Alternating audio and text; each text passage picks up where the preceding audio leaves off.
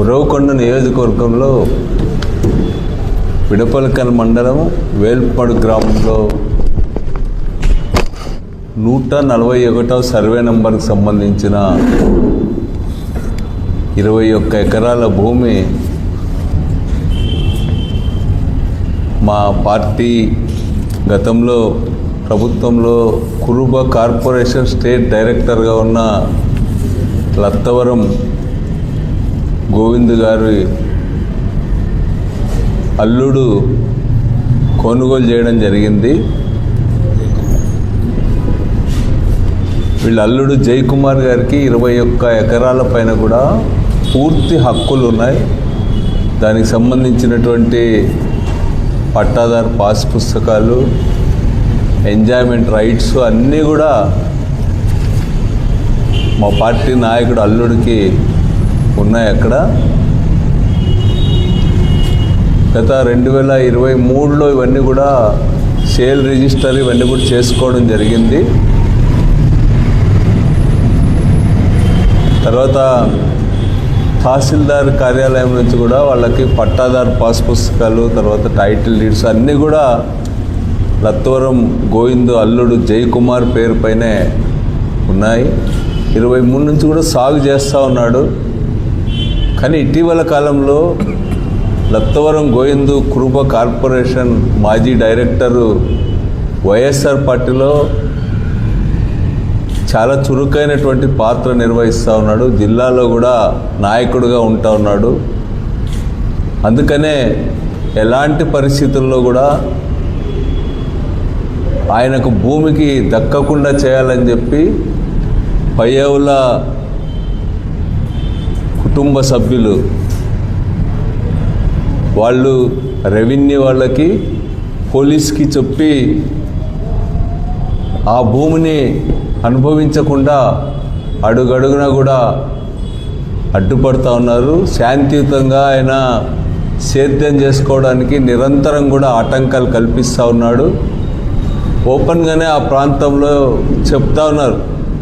కేశవ్ కుటుంబ సభ్యులు డైరెక్ట్గానే ఫోన్స్ చేసి పోలీస్ ఆఫీసర్స్కి, అక్కడ ఉన్నటువంటి రెవెన్యూ ఆఫీసర్స్కి ఫోన్ చేసి ఎట్టి పరిస్థితుల్లో కూడా వైఎస్ఆర్ పార్టీకి సంబంధించిన గోవింద్ కుటుంబం ఆ భూమి సాగు చేసుకోవడానికి వీల్లేదు, ఏ విధంగా అయినా సరే దాన్ని అడ్డుకోవాల్సిందే అనేటువంటి స్పష్టమైనటువంటి ఆదేశాలు ఉన్నాయి. ఈరోజు అది స్పష్టంగా కూడా కనపడింది. తన భూమిలో వేసుకున్నటువంటి కంది పంటను 21 ఎకరాల భూమిలో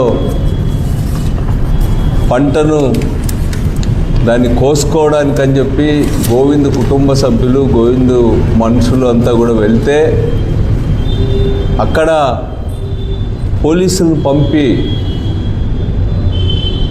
దాదాపు 2 సిఐలు, 5 మంది ఎస్ఐలు, ఒక 4 ఏఎస్ఐలు, ఇతర స్పెషల్ పోలీసులు 10ల సంఖ్యలో దించి వాళ్ళని అడ్డుకోవడం జరిగింది. ఈరోజు అక్కడ ఉన్నటువంటి ఉరవకొండ సర్కిల్ ఇన్స్పెక్టరు మహానంద అత్యుత్సాహాన్ని ప్రదర్శించడమే కాకుండా గత కొంతకాలంగా వైఎస్ఆర్ పార్టీ స్థానిక నాయకులపైన వాళ్ళపైన చాలా చులకనగా మాట్లాడుతూ ఉన్నాడు. అహంభావం తలకెక్కి వ్యవహరిస్తూ ఉన్నాడు. ఆయన అక్కడ ఉన్నటువంటి ఈ బెల్ట్ షాపులు లేకపోతే లిక్కర్ షాపులో క్వార్టర్కి 10 రూపాయలు ఎంఆర్పి కంటే పైన అమ్ముతున్నవి ఆ సిఐ గారికి కనపడవు. సిఐ గారికి మట్టి దోపిడీ కనపడదు. లేకపోతే ఇంకొక అక్రమ వ్యాపారాలు బియ్యం విచ్చలవిడిగా దోలుతూ ఉన్నారు. వాటన్నింటిలో కమిషన్లు ఇస్తే రాజీ పడే ఈయన ఈరోజు కోర్టు ఆదేశాలను కూడా లెక్క చేయడం లేదు. ఈ నెల 22వ తేదీ డిసెంబర్ నెలలో స్పష్టంగా హైకోర్టు వీళ్ళకి మళ్ళీ injunction order, temporary injunction order కూడా, ఇంటరిమ్ ఆర్డర్ కూడా గోవింద్ వాళ్ళ అల్లుడు వాళ్ళకి ఎలాంటి ఆటంకాలు కల్పించకూడదని చెప్పి వాళ్ళు సాగు చేసుకోవడానికి అన్ని రైట్స్ ఉన్నాయని చెప్పి కూడా హైకోర్టు ఆర్డర్ కూడా ఇవ్వడం జరిగింది. అంతకుముందు సివిల్ కోర్టు కూడా అనంతపూర్లోనే వీళ్ళకే పూర్తిగా హక్కులు ఉన్నాయని చెప్పి ఇవ్వడం జరిగింది. కానీ జనార్దన్ నాయుడు అని తన సామాజిక వర్గానికి సంబంధించిన జనార్దన్పల్లికి సంబంధించిన ఆయన్ని రెచ్చగొట్టి ఆ భూమిని కాజేయడానికి ఈరోజు కుట్ర పన్నుతూ ఉన్నారు పయ్యావుల కుటుంబం వాళ్ళు. ఈరోజు ఈ భూమికి సంబంధించి కూడా ఈ పంటను కూడా ఏ విధంగా అయినా సరే ఈ జనార్దన్ నాయుడు అని ఆయనకి అప్పచెప్పడానికి అక్కడ ఉన్నటువంటి మహానంది సిఐ అవినీతికి పాల్పడి ఏకపక్షంగా వ్యవహరిస్తూ ఉన్నాడు. ఈరోజు నిజంగా ఆ ఊరు టీడీపీకి చాలా బలమైన గ్రామం. ఆ ఊళ్ళో తమ సామాజిక వర్గం వాళ్ళే 75% మందో 80% మందో ఉంటారు. అట్లాంటి గ్రామంలో ఈరోజు ఈ జనార్దన్ నాయుడు అడ్డుపోయినప్పుడు కనీసం నలుగురు కూడా పోలేదు. అంటే ఆ ఊరందరికీ తెలుసు వైఎస్ఆర్సీపీ నాయకుడు గోవింద్ అల్లుడిది చాలా న్యాయమని, ఆయనకు అన్ని హక్కులు ఉన్నాయని చెప్పి, ఎంజాయ్మెంట్కి అవసరమైనటువంటి దాంట్లో ఆయనకే పూర్తి హక్కులు ఉన్నాయని చెప్పి ఆ గ్రామ ప్రజలంతా భావిస్తున్నారు. కాబట్టే ఈరోజు పట్టుమని నలుగురు కూడా పోలేవాళ్ళు. ఈరోజు జయకుమార్కి సంబంధించి లత్తవరం గోవిందు అల్లుడు ఈరోజు దాదాపు 100 మందితో అక్కడ పంట కోయడానికి పోతే ఎవడు అడ్డు చెప్పకపోయినా కూడా పోలీసులు అత్యుత్సాహం ప్రదర్శిస్తూ ఉన్నారు. మీకేం పని ఉంది? కోర్టు చెప్పింది సివిల్ విషయంలో, దాంట్లో జోక్యం చేసుకోవద్దండి, దాంట్లో పూర్తిగా ఆయనకే రైట్స్ ఉన్నాయి, ఆయనకే ఇంటర్మ్ ఇంజంక్షన్ కూడా ఇస్తూ ఉన్నాం. సివిల్ మ్యాటర్ ఇది. దీంట్లో పోలీసులు కానీ లేకపోతే అక్కడ ఆ వైపు జనార్దన్ నాయుడు వాళ్ళు మరో ముగ్గురు కానీ వాళ్ళు ఎవ్వరు కూడా జోక్యం చేసుకోవడానికి వీలు లేదని చెప్పి కోర్టు స్పష్టంగా చెప్పిన ఆ ఆర్డర్స్ని కూడా ఎప్పటికప్పుడు ఎస్పీ గారితో సహా అందరి దృష్టికి తీసుకెళ్ళినాం. నేను 2 నెలల క్రితమే డిఐజీ మేడం గారికి అదేవిధంగా ఎస్పీ గారికి ఈ విధంగా 20 అన్ని హక్కులున్నా కూడా అడ్డుపట్టం అనేటువంటిది ఎంత అన్యాయం, ఎంత దౌర్జన్యపూరితమైంది అనేటువంటి విషయాన్ని కూడా వారందరికీ కూడా చెప్పడం జరిగింది. మరి ఈరోజు అక్కడ ఉన్నటువంటి సర్కిల్ ఇన్స్పెక్టర్ని ఎవడు రమ్మన్నాడు? ఎందుకు నీకు అంత అహంభావం? ఈ గవర్నమెంట్ ఏమైనా శాశ్వతంగా ఉంటుందని చెప్పి అనుకుంటా ఉన్నావా? నీ ఇష్టం వచ్చినట్టు ఎందుకు మాట్లాడుతున్నావు? ఆఫ్టర్ ఆల్ సిఐ, నువ్వేం పెద్ద పాలేగాడివే అట్లా మాట్లాడడానికి? నీ చేస్తున్న తప్పులన్నీ కూడా బయట పెట్టాల్సి వస్తుంది. జాగ్రత్తగా ఉండు. నువ్వు వైఎస్ఆర్సీపీ నాయకులంటే నీకు లెక్కలేదా? నీవన్నా జీతం తీసుకొని చేస్తున్నామో, వాళ్ళు జీతాలు ఏమీ లేకుండా ప్రజాసేవకు అంకితమై ఎన్నో ఏండ్ల నుంచి పనిచేస్తూ ఉన్నారు మా లీడర్స్. వాళ్ళని మాట్లాడే హక్కు, చులకనగా మాట్లాడే హక్కు నీకు ఎవడిచ్చినాడని చెప్పి అడుగుతా ఉన్నా. ఇట్లా విర్రవీగితే బొక్కబోర్ల పడాల్సి వస్తుందని చెప్పి సిఐ గారికి హెచ్చరిక చేస్తూ ఉన్నా. అదేవిధంగా కేశవ్ గారికి నీ ఆర్థిక శాఖను వెలగబట్టు. ఇట్లాంటి వేరేవాడెవడో కొనుక్కున్న భూముల్ని పేదవాళ్ళు, వెనుకబడిన తరగతుల వాళ్ళు, ఈరోజు కురుబలు పెద్ద సంఖ్యలో వచ్చినారు ఆయనకు సపోర్ట్గా గోవింద్కి. ఈరోజు కురుబలు అంటే అంత లెక్కలేదా నీకు? వాళ్ళ భూముల మీదకి నీ సామాజిక వర్గాన్ని రెచ్చగొట్టి ఆ భూముల్లోకి పంపిస్తావా? నువ్వు గలాట పెట్టుకోని గ్రామాల్లో గలాటలు పెట్టేకున్నారా మీరు మంత్రిగా? నీకేం తెలియదా ఎవడికి రైట్స్ ఉన్నాయి, ఎవడు సాగు చేసుకోవాలా? నీకు బాధ్యత లేదా? ఒక మంత్రిగా ఉన్నావు, నీవు తప్పుడు ఆదేశాలు ఇస్తావా మీ పోలీస్ ఆఫీసర్స్కి, రెవెన్యూ వాళ్ళకి? ఏం పని ఉంది? అన్ని హక్కులున్నా, హైకోర్టు ఆర్డర్స్ గోవింద్కి అనుకూలంగా ఉన్నా, ఈరోజు మీ రెవెన్యూ ఆఫీసర్లకి, పోలీసులకి ఏం పని ఉంది అక్కడ? ఎందుకు అడ్డం వచ్చినారని చెప్పి నేను అడుగుతా ఉన్నా. నీ ఆదేశాలు లేకుండా వాళ్ళు రారు, నీ ఆదేశాలతోనే వాళ్ళు ఇక్కడికి వచ్చినారు. ఇట్లాంటి తప్పుడు పద్ధతులతో వైఎస్ఆర్సీపీని దెబ్బ కొట్టాలని అనుకోవద్దు. ఈరోజు నువ్వు ఆర్థిక శాఖను ఎట్లా వెలగబెడతా ఉన్నావో చూస్తూ ఉన్నా రాష్ట్ర ప్రజలంతా. రాష్ట్ర చరిత్రలో లేని విధంగా ఈ 18 నెలల కాలంలో 2,60,000 కోట్ల రూపాయలు అప్పు చేసినారు. మీ ప్రత్యేకత ఏమి ఆడ కనపడడంలా? ఒకవైపు ప్రభుత్వం ఇచ్చిన హామీలు నెరవేర్చేలా ఈరోజు విచ్చలవిడిగా అప్పులు చేస్తూ ఉన్నారు. అంతకుమించి నువ్వేం చేస్తా ఉన్నావు? ఆర్థిక శాఖ నిర్వహణ ఏం చేస్తూ ఉన్నారు మీరని చెప్పి నేను అడుగుతా ఉన్నా. అందరు చెప్తారు అటు సచివాలయం దగ్గరికి పోతే ఆర్థిక మంత్రిత్వ శాఖ అంటే 10% కమిషన్ లేకుండా ఒక్క బిల్లు కూడా చేయరని చెప్పి చెప్తా ఉన్నారు. కమిషన్లు వేసుకునే పని తప్ప రాష్ట్రాన్ని చక్కదిద్దండి. ఇంతకుముందు అంతా గగ్గోలు పెట్టినారే అసెంబ్లీలో ఫైనాన్స్ దాని మీద మీరే చాలాసార్లు మాట్లాడారే. ఆ మాటలన్నీ ఇప్పుడు గుర్తుకు రావని చెప్పి నేను అడుగుతా ఉన్నా. అక్కడ చేయాల్సిన పని ఇడిచిపెట్టి పూర్తి హక్కులుండి పూర్తి న్యాయబద్ధంగా అనుభవిస్తున్నటువంటి వాళ్ళపైన దౌర్జన్యానికి పోలీసులు పంపడానికి మీకు సిగ్గు కాదా అని చెప్పి నేను అడుగుతా ఉన్నా. పోలీసులు విచ్చలవిడిగా ఉపయోగిస్తూ ఉన్నారు. ఇప్పుడు ఉరవకొండ నియోజకవర్గం పోతే తెలుస్తుంది.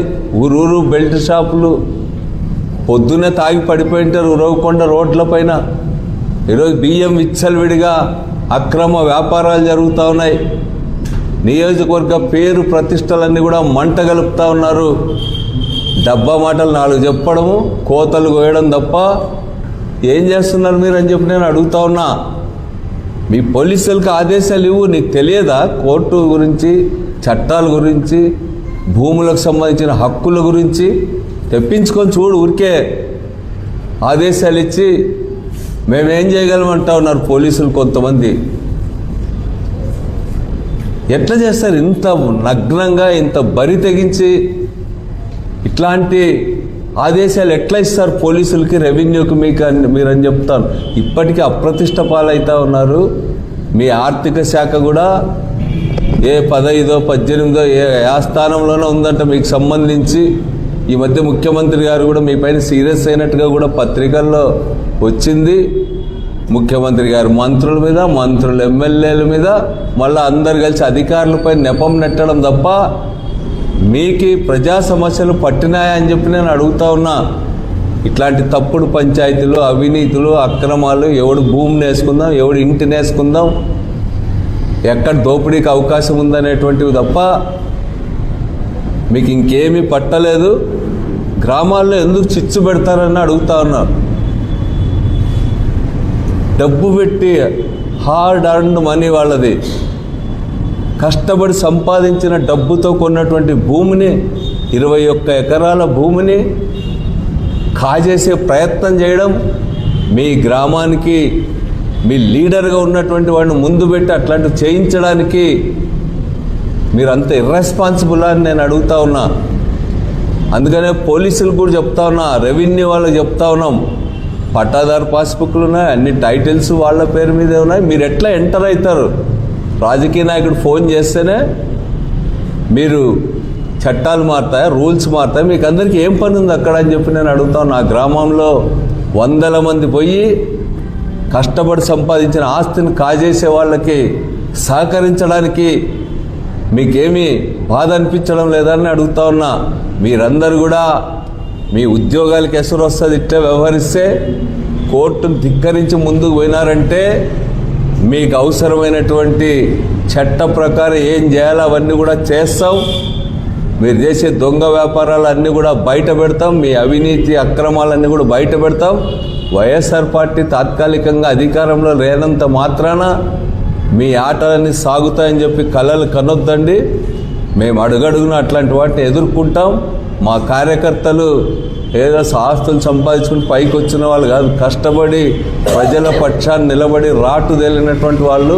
నీ తాటాకు చెప్పులకు భయపడేవాడు ఎవడు లేడని చెప్పి హెచ్చరిక చేస్తూ, ఇప్పుడు కూడా ఆ పంటనంతా కూడా ఏదో ఒక పద్ధతుల్లో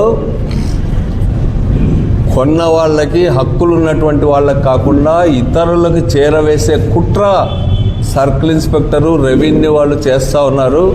అదే జరిగితే తీవ్ర పరిణామాలు ఉంటాయని చెప్పి నేను హెచ్చరిక చేస్తూ ఉన్నాను. ఈ కేసులో నేనే న్యాయవాదిగా ఉన్నాను.